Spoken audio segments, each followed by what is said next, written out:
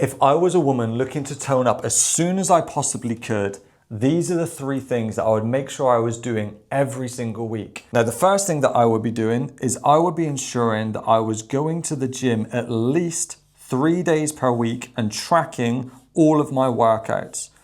Question is, does that look like a dumbbell to you? I think it does. We're good.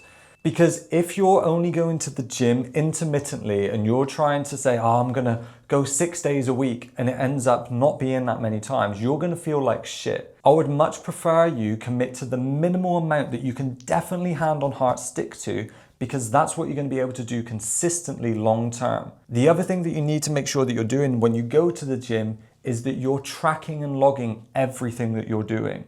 How many reps did you do on the first set, the second set, the third set? What weight did you lift? Because what you need to do the following week is go back and beat what you did last week, so you're constantly progressing.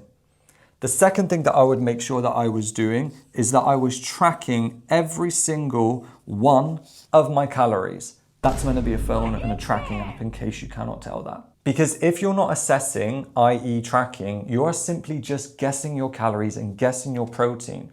And you're not going to be able to get anywhere by simply guessing. You need to be making sure that when you come to be tracking your calories every single week, that you're staying within your calories, that you're hitting your protein. Because once you're accurate by doing this, it'll be so much easier to consistently see those results. And the third and final thing that I would do is I would make sure that I'm getting at least 3,000 to 4,000 extra steps every single day of the week. Because a big component for you to being able to lose weight is by putting yourself into a calorie deficit. Yes, one of the ways that we can do this is through tracking your calories, but what you don't want to do is be stuck on poverty calories, hardly being able to eat anything to see any fat loss.